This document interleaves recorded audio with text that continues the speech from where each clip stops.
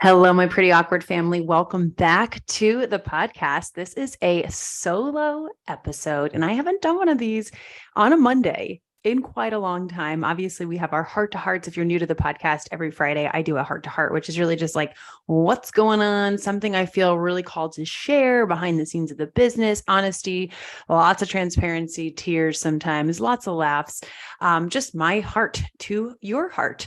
And Mondays, we've been doing the new couples conversation segment that we are absolutely loving. My husband and I are having such a great time recording those episodes with these amazing entrepreneur couples for you.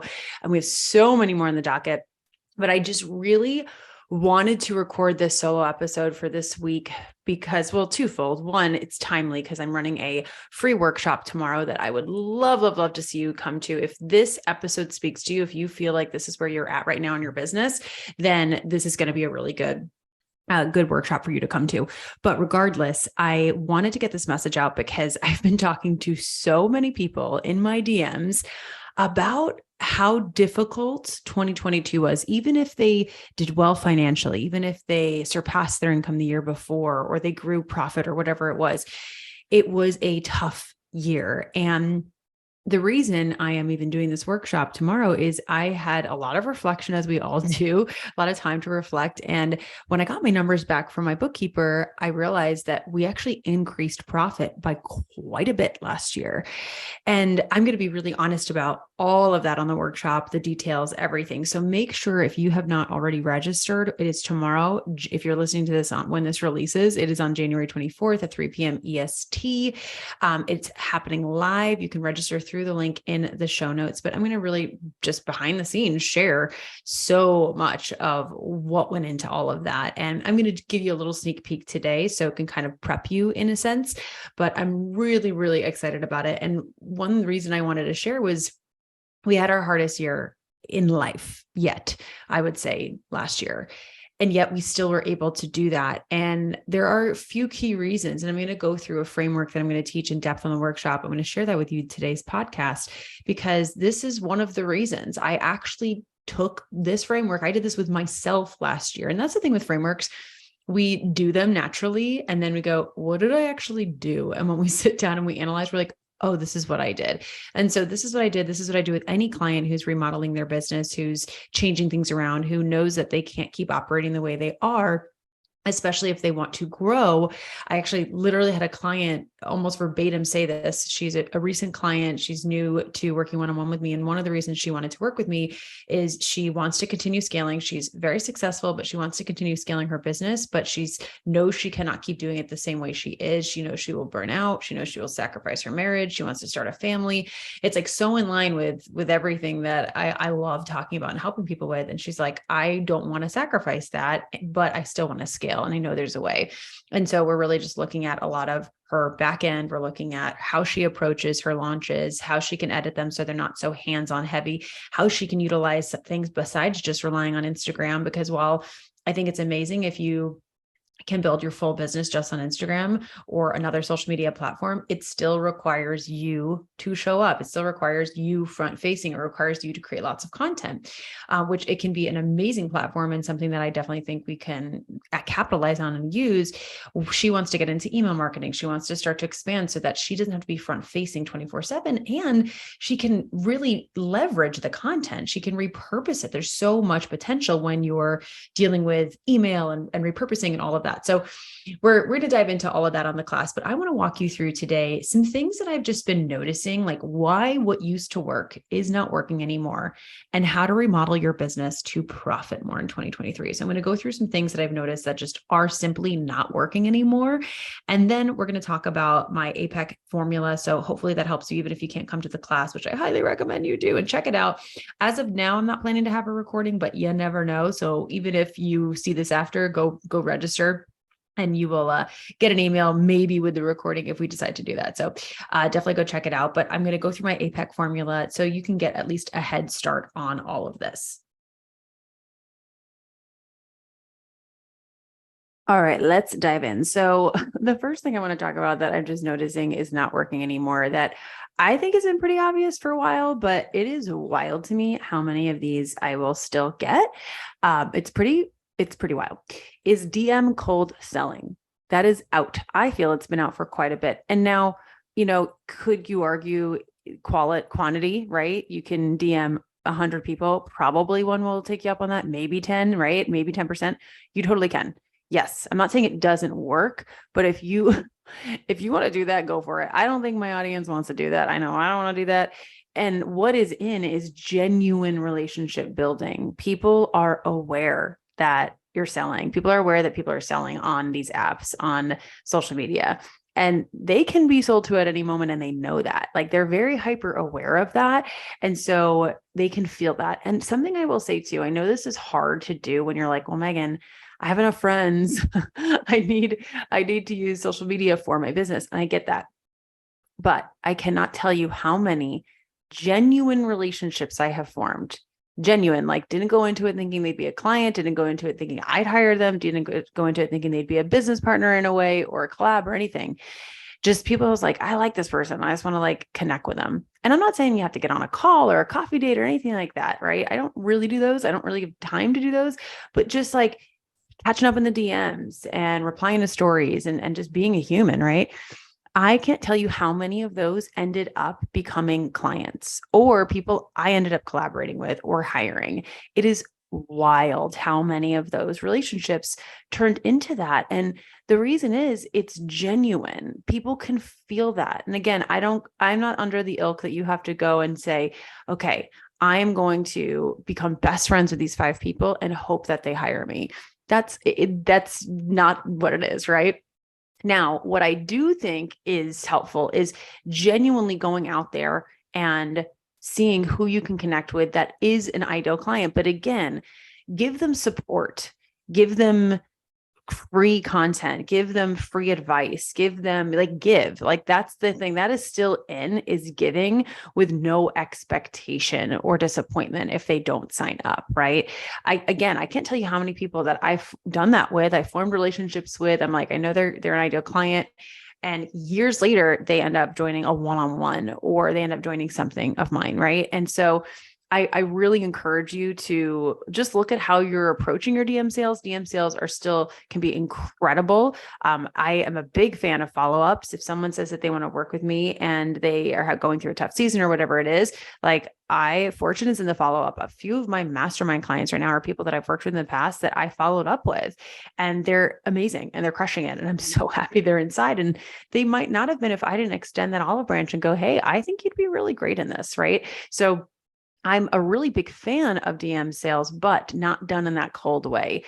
Is messaging people copy paste or messaging them, forming with the intention to form a genuine relationship, and then literally 5 seconds later, baiting and switching and inviting them to something paid, right? Or asking like, hey, nice to see you. How long have you been in business? I got a couple of those last week. I've never talked to this person, so I don't know. I mean, I guess it's nice that they think it's nice to see me, but no clue who this person is. I haven't seen them like any of my stuff or engage with any of my stuff. It's literally the first message in our DMs. And they're asking me about like how I got started in business or this like really in-depth question that I'm like, I don't know how to answer this right now.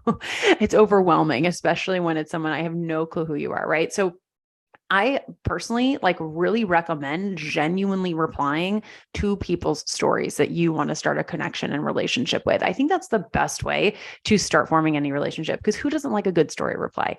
I still to this day get like a little hit every time I get a story reply. I don't know why. I love it. I love it. It's like, it never gets old. So that's what I recommend you do with this, and actually reply like a human and form that relationship. Because cold DMing, copy paste, the old school network marketing style just does not work anymore. The next thing that just does not work anymore, again, I feel like was out a while ago, but I still see it done. And I'm going to give a little caveat to this, but is throwing up a bunch of IG story slides from Canva, right? Canva slides, and expecting that to be enough, counting that as your post, or, hey, I launched and that's all you did. Now, I still share those to a point. I will still share some slides. Literally, as I'm recording this, right after this, I am going to go share some slides about my workshop, but that's not it. I'm going to get on face to camera. I already made a reel about it. I sent an email out about it. I'm talking to you about it on this podcast. You can't just expect those slides to do the heavy lifting. And you can't have too much context in the slides, or too much text, I should say, not context, text in the slides. And this is something I sometimes mess up with. I'm like, oh, that was a lot of text for them to read. People are, tapping.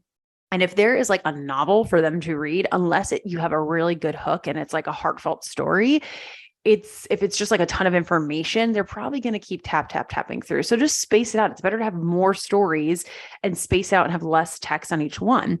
But I really encourage you, even with that, and this is something we try to do, is we try to add like a GIF in, or a video, or intersperse like a question.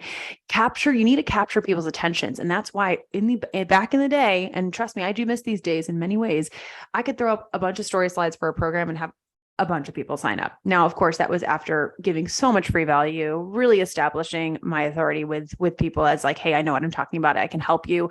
Them actually implementing my free content and seeing results. So all of that to say, not anyone could just throw up stories and get sales. You had to obviously earn it by sharing value with your audience.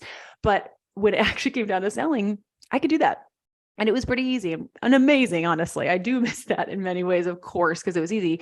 But I am a creative. I'm an entertainer. I actually like that this is making me think outside the box and challenge myself and get creative and lean on that creative zone of mine. And I encourage you to do the same.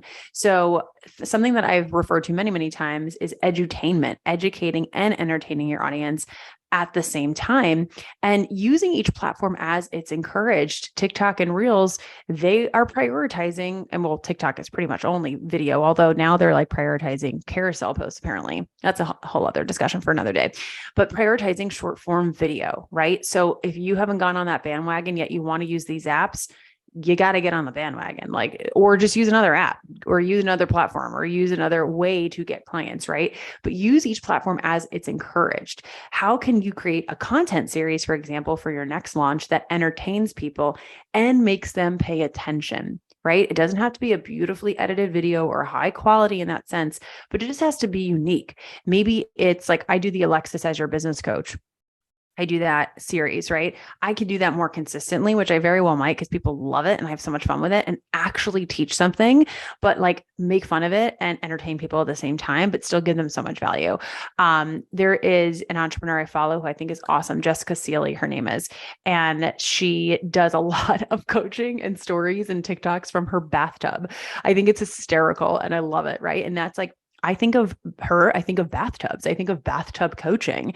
I have a client in my mastermind, AK Virtual Assistant, Ashley Kay, who owns a virtual assistant agency. And she's same thing. She does a lot of, she doesn't do like stories from her bathtub necessarily, but I associate her with like a bubble bath and champagne and things like that. Like any series that can bring you top of mind, because it's showing a bit of your personality. It's showing who you are, yet it's still educating people. It's still saying, hey, I know what I'm talking about. I'm a smart cookie, and here's why you should hire me. So I really encourage you to start thinking outside the box. This is something I am going to be putting out a lot of content around in the next few months to really help you with this, because it's something I love. I'm an expert at, I'm really great at, and I love helping clients with. But I want you to start to get those creative juices flowing. Like, how can you take those IG story Canvas slides and switch them up a bit? Add in a GIF, add in a face to camera in the middle of it, add in some kind of question to engagement to get people thinking, right? And the biggest thing is, if there's too much text and you're trying to tell them too much in one sequence, they're going to tap out. So I really encourage you to go, am I trying to get 1 million points across in this story slide? If I am, let me chunk it out. Let me put some out tomorrow, right? Let me wait 24 hours to put the next chunk. Like, people can only consume so much. So just remember that. The next thing that I don't think works anymore, and I don't think it's worked for a while, but I think it's worth saying, is purely pain point marketing. People are, again, smart, and they don't want to be made to feel even worse about their problems than they already do, right? They know what their problems are. And yes, when you're selling, you do need to mention those, like, hey, here's the problems I can solve. That's like marketing 101. I don't think that's ever going to go away. That's just like, I learned that I went to school for marketing, and I learned that class pretty much off the bat. So yes, you still have to talk about that, of course, but there's a difference between mentioning it and saying, hey, do you feel this way? If you feel this way, I get it. I've been there, and empathizing with them and helping them see themselves in your story because of that connection piece. There's a difference between that and being like, you should do better. And if you don't do this program, your life's going to suck forever. Right. I did a live with Hannah Martin years ago. And I will never forget that she had such a great analogy. And she said, it's kind of like you're already stabbing them with a knife when you mention pain points, right? Because they already know it. But then it's like, when we take it to that next level of like threatening what will happen if they don't do something, it's like turning it. And when you get people into that state, sure, some people will buy because of that, because they want to avoid the consequences, right? Like that's kind of old school psychology. People move away from pain more than they do to pleasure. That's why pain point marketing is so popular. But it's like you will get some people to do that. But the people who join because of that are not going to necessarily be in the right state to have the best results, because they're joining from this intense fear and this intense desperation. And I don't know about you, but I don't really want my clients feeling that when they're coming in. Sure, there's going to be a little bit of that, like, oh shit, I got a light of fire in my ass, of course. But there's a difference between that and being like, my life is literally on the line. And that's personally not the energy I want to bring into any of my programs, even if it's a self-paced course that I have no interaction with someone. Like, I don't want anyone feeling that way. And so there's a difference, right? And it goes into, and I'm going to do a whole other episode and have some guests on about ethical marketing. I have lots of really great friends who are like very, very in that world and certified and so many different things. And so I'm going to have them come on and talk about like trauma-informed marketing and ethical marketing and things like that. But when it comes down to it, like, yes, mention the problems, but connect with them. What about your story connects with that problem? Like, anytime you say a problem, I want you to bring it back to yourself. How can you be like, hey, here's when I experienced this specifically, and specifically put out a moment you experienced that, right? I really encourage you to do that. Again, it brings that connection piece. It doesn't make it sound like you're scolding people, like, hey, you should be doing this, and this is your problem, blah, blah, blah. That sounds like, you're wrong, versus like, hey, I get it. I've been there. Here's a time I was. So I've been in your shoes, and guess what? I was able to get out of it for this reason, right? That is so much more powerful, and people are going to trust you and like you so much more. So I just think it works better, but also it just feels so much better, right? And so also in conjunction with this, how can you mention these points, right? These problems that they're experiencing while presenting the desire simultaneously. Like, here's maybe what you're experiencing, but my friend, here is what is possible for you on the other side, and really painting that vision in such a beautiful, true way. And then the next thing, I think this is what my 1, 2, 3, 4. I have five things to tell you. My next is testimonials versus case studies. And I want to shout out Brittany Herzberg. She is an incredible SEO strategist and copywriter, and really is a pro at helping people write case studies. She has a whole case study training. She's been a private client of mine, and I also just really like her as a friend. She's become a very good friend. She's been on this podcast as well. Definitely recommend checking out Brittany Herzberg. But she talks about the difference between testimonials and case studies, and testimonials kind of can all look the same. It's just like a quick screenshot, right, of a win of a client. And that's great. And I encourage those. Those are fine. But case studies are giving so much context. It's like a really in-depth testimonial. She used this beautiful example when she was promoting her case study training, basically helping people learn how to create successful case studies and then actually market them to help their launch numbers, to help increase sales. Because man, you can like almost purely use case studies to sell your program. I swear, they're so powerful. And her training is so great. But she said she had this really good analogy. She's like, the testimonial is like the movie trailer, and the case study is the movie. Right? That's the difference. It's giving context, it's giving background, and it's sharing a story. And the beautiful thing about that is, like, humans love stories. We love stories. Storytelling is the most powerful. It's why I've kind of moved to a lot of these episodes being a little bit more storytelling versus something like this, where it's like teaching. While I love that, I know personally, I learn so much through story. Like, that's when I actually learn more. I have information. I'm like, oh, that makes sense now, right? So I always try to circle it back to a story if I can. And so that's why case studies are so powerful, because you're sharing a story about someone you've worked with. Your audience is able to really connect to that and go, wow, I see so much of myself in there. And then you're painting yourself as that hero who helped them get through that. You were the facilitator, you were the coach, you were the service provider, whatever you call yourself, right? But you were that guide for them. You helped them. And it touches so many pieces of marketing. So case studies are in. Case studies are in. I'm not saying testimonials are out, but giving context is in, right? People want to know, what did they have coming into working with you already, right? Tell them that. I shared a quick screenshot at the end of the year from a new one-on-one client. We had literally had one 90-minute call and like 2 weeks of Oxer. And she was in the middle of a launch and she was having so much success, and she screenshotted it. I screenshotted it and I shared it, but I said, hey, I just want you to know, I've just started working with this client. They have already built a very solid audience and they have already launched 1 million times. Like they're a CEO. They know what they're doing. They have had a lot of success. This screenshot is not because of my genius coaching. This is just a representation of the type of person I want coming into my coaching container at that level. Right. And I gave context. I didn't take credit for it. I said a little thing that we worked on together mindset wise that I think helped, but I gave that context. I think that's so important, especially if you have different offers at different levels of your customer journey, different points of your customer journey. It's important to say, this is what they had coming in. This is how long it took them. And here's where they actually had a tough moment. What was a moment that they actually went backwards, right? The 2 steps forward to go 3 steps back to go 5 steps forward kind of philosophy, right? I think I butchered that phrase, but you know what I'm saying. That's just life. It's not linear. And so even within these case studies, or when you're sharing these testimonials and giving a little context, say, hey, there was like a snag in their journey on month 2. Month 1, they were crushing it. Month 2, they had a little dip, and here's why. And here's how we worked through that dip. It's just so much more realistic because it is real. You're literally sharing the journey. And this is going to help you attract clients and bring clients into your coaching containers and your programs and everything that have realistic expectations that are much more enjoyable to work with, because they're not expecting they don't have rose-colored glasses coming into your program. They don't expect perfection because you were honest. You were like, hey, it wasn't a linear journey. This wasn't perfect. I shared a case study from a SOSA client, Rebecca. It was amazing. We actually had a podcast episode with her too.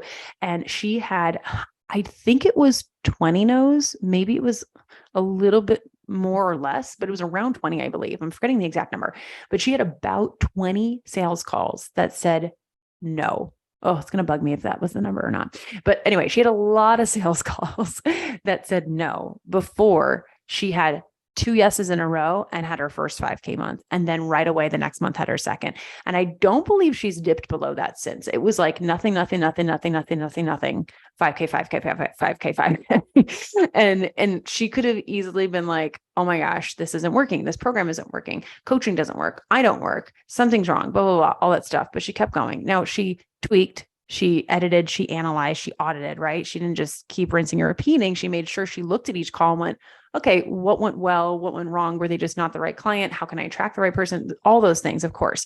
But I shared that because I didn't want people joining that program and going, I'm going to just hit a 5K month the first month in, right? That was like 6 months in. 6 months in, she had her first 5K month. That's really freaking fast. Actually, when you think about it, it's ridiculously fast and incredible. And I'm like, oh my gosh, this is an amazing case study for this program, but it's realistic. It's realistic. And I want people coming into the program who understand that it takes time, who are going to work hard, who are going to put in the work just like Rebecca did. Right. So I think it also just helps you attract the people you're really wanting to work with in your programs. And then lastly, something that I think just does not work anymore is picture perfect pages. And I more so mean your social media pages, whether it's your Instagram, your TikTok, whatever it is. People want real and transparent. Being real is in, right? Sharing your good and bad days. And when I say picture perfect pages, I don't mean like you can't have a beautiful feed. I don't think you need to. I've never really had a beautiful feed. I mean, I'm way more conscious about it now because I actually have like really nice photo shoot photos that represent who I am and feel really natural. And I love posting them. But even with that, like Some of the months that I had the most growth, or I should say years that I had the most growth, my feed there was zero thought behind how it looked. I didn't give a shit. I was like, I'm sharing really great content and value, and that's all I care about. Like, I'm sharing really good stuff right now, and no one cared how it looked. But I don't think having a beautiful feed hurts you at all, right? I like how it looks when I see a nice feed, or if I have one or I'm on a roll, I'm like, ooh, I love how this looks.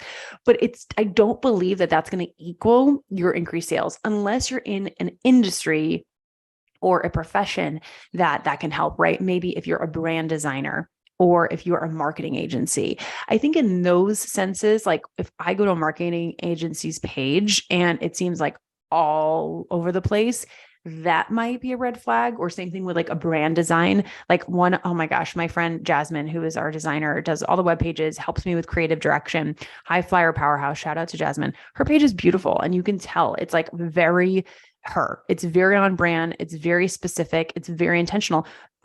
Thank God. That's like why people hire her, though. It's a huge reason and a huge thing her company does. So unless you have that specific industry, right? That specific kind of profession, that's different. I'm a business coach and a podcaster and a speaker. People don't really care if my feed looks perfect. I've never had anyone say they hired me because of that, or they didn't hire me because of that. And maybe that's the case, but even though I'm way more conscious about it now, I don't let it drive me crazy. So I encourage you to do the same. And I mean more so when I say picture perfect is the stories you're sharing and the things you're sharing. If I look at your page and it is every single post for the last 2 months is just win after win after win after win after win. And there's no context behind some of the work that went into it, or there's no context behind some of the struggles or some of the low moments. And I'm not saying you have to like bear all your dirty laundry, right?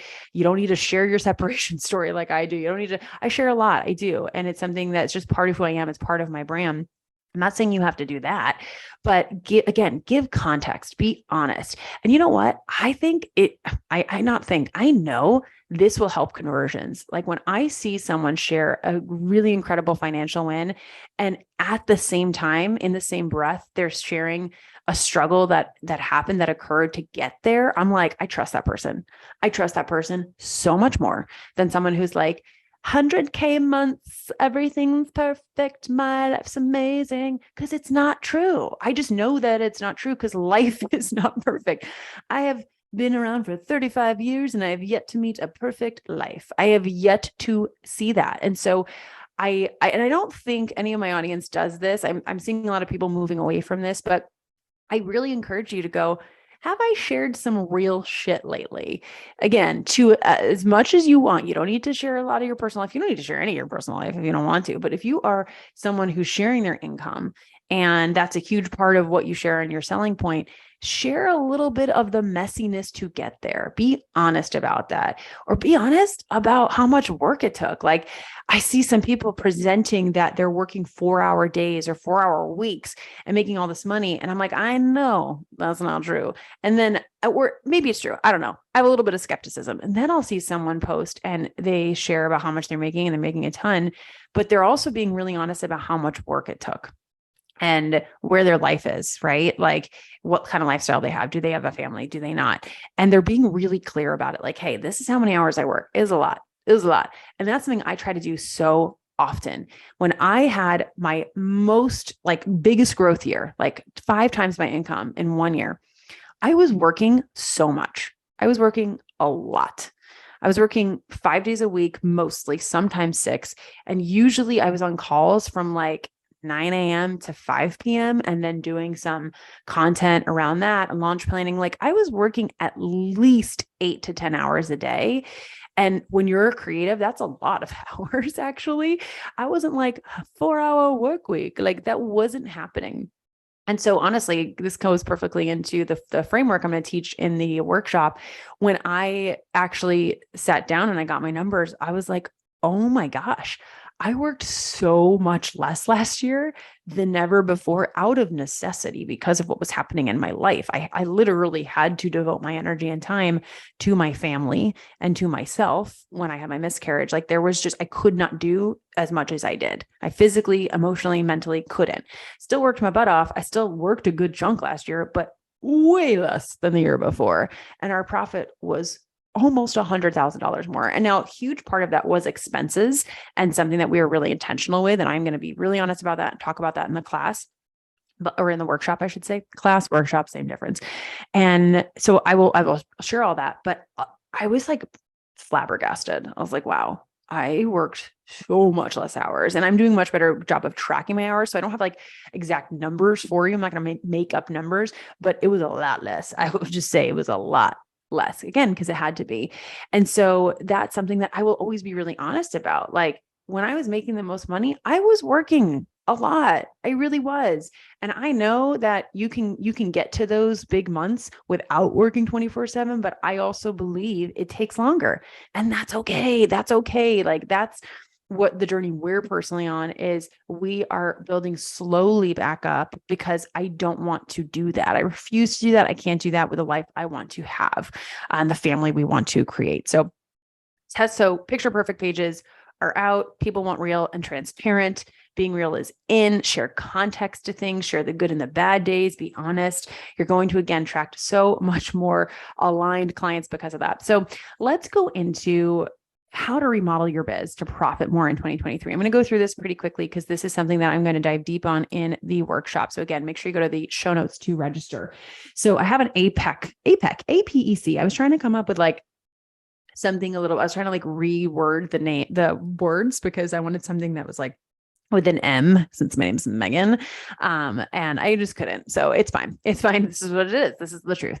So here is what I've done with myself. I'm going to do with a lot of clients when I work with them to remodel. I do this in 90-minute intensives, VIP days, one-on-one. It depends on how in-depth they want to go. It depends on how much hand-holding they want, all of that. But Biz Remodel is definitely something that I have been working on a lot with clients in the last year, especially the last 6 months. And this is the process we kind of go through. So first is audit. You have to audit what's going on. You can't make changes. You can't move forward if you don't know what's going on. It's like a car, right? If you have a car and it's not working the way you want it to, you can't just go, oh, I'm just going to push through and just drive it. You've got to open up the hood and go, what's happening here? It's kind of funny. I'm using that because I don't know anything about cars, but I do know that you've got to find what's going wrong, right? So when you do your audit, there's a few places that I personally would audit. I'm sure there's 10 million more, but time, who has the time? So these are a few of the things that I audit with myself and I audit with my clients. One is energy. And actually that's the number one, because money is another one. And we're going to go into that in a second. But again, if you are making tons of money, but you are constantly depleted, your health is going to start taking a toll. And this is a conversation I've been having with a lot of entrepreneurs who have had a lot of success, a lot of financial success quickly. Some of them I've coached, some of them I've been friends with, some of them I've been clients of. And it is wild how many of them have had health issues in the last few years. I don't want to say everyone, but a lot of people that I know who scaled real quick had a lot of health issues, or mental health or physical health issues. And it's because our bodies can only handle so much stress, right? So much energy, all of that. And so when your energy is completely depleted and you are literally working from an empty tank all the time, both, again, physically, like number of hours a day, but also mentally and emotionally, it will start to take a toll. And this is when people experience burnout, and where it can feel like the burnout lasts for so long because they're like repairing their body and their health, right? And so doing an audit of your energy, what is energetically draining you? Is it a specific client? Is it a specific program? Is it the way you've structured it, right? Maybe you're doing your calls at like 7 p.m. and you're a zombie by 7 p.m. I'm a zombie by 7 p.m. I cannot do calls at 7 p.m. So whatever it is for you, right? There's so many different things. Maybe it's the boundaries that you're setting. Maybe it's the type of work. Maybe it's that you're like actually coaching on something you don't feel super confident in, and you secretly have imposter syndrome, because I don't want to say imposter syndrome is right, because 99% of the time it's not, but sometimes we pretend we know things when we really don't have a lot of skill sets in it because we think we should. I've done that. I have 100% done that in the past. So no shame. I've done that too. And that is stressful because you're like, oh my God, I have to now learn this thing so I can feel confident to teach it, versus imposter syndrome that sneaks up when we're like, who am I to do this? But you totally are well credentialed to do what you're going to do. It's just nerve wracking because you've never done it before. That's different, right? That happens to me every time I have a new client call. I'm like, oh my God, because I get excited and nervous and I want to show up for them, but with this energetically, like, where are you being really drained? And you got to be honest here. I notice when I do this exercise with clients that they kind of, the thing that's actually draining them might also be bringing in the most money. So they downplay how much it's draining them because they don't want me to like tell them that they should slice it or get rid of it or change it, right, in any way. And I will say 9 times out of 10, you don't need to burn everything to the ground. It's almost 10 times out of 10, honestly. I've never worked with a client where we literally burnt every single piece to the ground ever. Because there's always good there. There's always, especially if you've built a good foundation, you've got something to work off of. So energetically, what is really depleting you? Money wise, how is your income? Like we're going to go into this in the P. But what is the money situation like? What are your expenses like? Like all of that, like do a little audit of money. How are you feeling about money? How is your cash flow? When have you brought in the most money this past year? What were those moments? What conversations led to that? Like really audit in that sense, like go, what actually brought me in money this year, and get really nitty gritty with that. Happiness is da, da, da, da, da. I think it's a song from Charlie Brown. I sang it for a competition when I was a kid. Anyway, happiness. I have a episode coming out in a few weeks with Kelsey and her husband, Eric. Ken Rye. If you look on Instagram, it's like Koenreich, I believe is how you spell their last name. It does not sound how it looks. I had to like practice before our episode to get their pronunciation right. But we have an episode coming out soon, and it was such a good episode. And one thing that she said, that her and I have become friends, and she's said to me a few times, is she talks about how like her definition of success is your quality of life. What is your quality of life? That determines your success. I don't care how much money you're making. What's your quality of life? What's your happiness level? Right. And as like corny as that used to sound to me in a sense, when I was in that mode, oh man, like it's just so true. And I think too, when I look back on last year, even though there were the hardest moments of our life, in those moments, you also grab onto so much gratitude for what you have in the simplest moments. You know what I mean? Like those things that bring you true joy and happiness. And all of a sudden, all of the other shit just doesn't matter. And so I really want you to audit your happiness. Like what moments were you happiest this past year? What moments truly brought you the most joy, both in and outside of your business? And why? Why? Right? Because maybe a program is bringing in little income, but it's so filling your soul. Then let's talk about how we can leverage that. How can we help it bring you in more income? Or maybe it's just a passion project. I was on a mastermind call the other day with the mastermind I'm in now. And one of the girls was sharing how she does a retreat, and she was in the red last year, which happens a lot for retreats. She was in the red last year, and she's like, I'm hoping to break even this year, but honestly, this fills my soul up. Like she's not necessarily in it for a profit. Eventually, would she like it to become a profitable experience? Totally. But even if it just was a break even every year, she's like, this is like the highlight of my year. It fills my soul. Remember, there are things that fill us up besides money. And as corny as it sounds, when we start to do those, the money starts to come. I have experienced that myself so many times. So audit your happiness. What moments were you most happy? What moments were you not, and why, and what kind of led to that? And then the last thing for auditing is client success. What was your client success like? In which programs did they have the most success? What types of clients had the most success? What was their mentality coming in? What did they already have set up coming in? Like really do an analysis of your favorite clients that you've had this past year and why they're your favorite clients. What are the aspects about them, both in their personality and how they show up, their lifestyle, as well as what their specific success for that was, right? I should say for that kind of coaching, whether it's financial, if you're a business coach or a money coach or whatever it is, or if it was health wise, how much did their health improve? If you are a fat loss coach, how much fat did they lose? Like we're getting nitty gritty, like the thing you help people with. So there's kind of a few things there. Again, the thing you help people with as a metric, as well as their happiness, as well as your enjoyment working with them, things like that.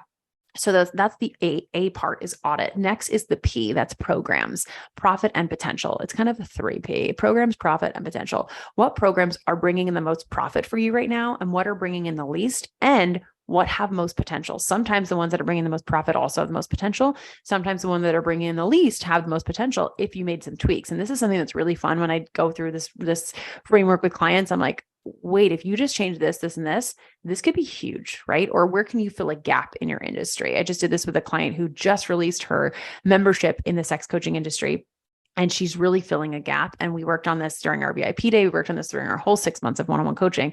And it's like, she has this incredible framework, incredible, unique way of doing what she does. And to just keep that alone, just to her one-on-one clients, she's like, I know people need this. And I know that in this state of the economy, people aren't going to just raise their hand to invest in sex coaching right now. It's not going to be the number one. So let me actually respond to what's going on and create something that's lower cost, but people are still going to raise their hand and still going to show up in a way that serves her, right? That doesn't deplete her. And it is just so amazing. It's so freaking cool. And it's going to be incredible. It's going to be so big, I have no doubt. So programs, profit, and potential. Again, we're going to dive into that more in the workshop. And then the E in APEC is expense evaluation. What are you purchasing? What are you investing in? What are consistent expenses that are like operating expenses that you have to have, that you can't really operate your current business model without? And what's not? And what contributes to the P section, right? So if you're having this profit, what expenses directly contribute? Like you can see an ROI on it. And I really want you to get honest with this. What is truly essential? Well, like if you didn't have it, you could literally not run your business. For example, if you have a coaching program and you have co-coaches in it, and and they go away, can you actually show up and replace them? Can you run the program, right? Where you are at in your life. So that's an example. A OBM, if you have an OBM or a VA, do you know how to do the things that they do? If they disappeared, could you take over their job, right? And so what is really, really, really necessary and what's not? And then again, what contributed? What can you tie back to that ROI, to that profit? This was really huge for us. This was so huge for us because a few years ago, I was just in the situation where everyone around me that I was spending time with were really big on team. And I mean like building your team to the point of, well, you're working just to pay your team. That's like purely, you're like, oh my God, we have to just like, it's a lot. And that's amazing and incredible. And I was so grateful that I could employ so many people. But for the business model I always wanted a simpler business model. And I was like, how did this get so out of control? And I had to really take a step back and go, is this all necessary? And it wasn't. Like some things were nice to have and great, but I wasn't using them. I wasn't capitalizing on them. And some of those things I do want to bring back, but when I'm ready, I just was like, give me all the things at once. And then all of a sudden I have all these expenses that I can't capitalize on. So instead, what I recommend is, let's say you want to expand into Pinterest and blogging and really want to dominate that. Maybe you hire a Pinterest manager. Awesome. Hire that, make that team hire, and then sit with that for a while before you make your next one. Like, unless you have like tons, and this was my situation. I had a lot of income, a lot of income coming in besides, the stuff that would cover my expenses, my current expenses and my household expenses. And I was putting away a lot of money to where I could do this, but all of a sudden it became a slippery slope. And I was like, oh my gosh, I have all these people now. And I couldn't take advantage of it. So even though I could technically afford it, it wasn't bringing in profit. It wasn't helping me advance in the ways I want to do because I'm one person and I could only do so much. So if I could go back, the one thing I would do is like really hire one person at a time so I could take advantage of that. Perfect that Pinterest strategy, get really in a groove with them and start to see that ROI, and then move to the next investment versus hiring everyone all at once. Unless you're at that point in business where you actually, have too much demand and you need that to grow. That's different. Obviously, I'm talking more generalized here. So expense evaluation is going to be huge. And then the last one in this framework for your Biz Remodel is change. What changes need to be made in order to move forward confidently to increase your profit? And that's all based on the audit you did, the program's profit and potential, and the expense evaluation. That's going to come naturally from that. So this is something, again, I do in depth in my one-on-one as well as my VIP days. And then we do kind of an audit overview and suggested changes in the 90-minute intensive. There's only so much you can do in 90 minutes, but we do get a lot done. I have all of those open right now, some on special. So if you really want hands-on help, definitely message me on Instagram, the word private, and I will get you some details on those. This is for established entrepreneurs, people who have a business going, they're making consistent income, they're full-time in their business. This is not for someone who's new. This is not for someone who has never signed clients, never launched, doesn't have income coming in. I just want to make that really clear. And then if you are not registered, make sure you register for the workshop. If this is after the day that it goes live, because it goes live on January 24th, a Tuesday at 3 p.m. EST, still check out the link in the show notes. There is a chance I end up eventually making it a recording. As of now, that's not the plan. I really want to do this live. I want people to come. I want them to show up live, and it's just so much more powerful, but still check it out just in case we decide to do that. Thank you for being here with me, my friend. I hope this episode helped you. Let's shake shit up. It is time to do things differently. It is time to stop complaining that things don't work as they used to and start making those necessary changes. And let's have fun with it. Let's get creative. I think this is good. This keeps us on our toes and doesn't let us just get kind of complacent, right? You are a creative entrepreneur. It's time to really get that out of you. And I know we can. All right. I'm excited for everything to come for you in 2023, and I will see you in the next episode.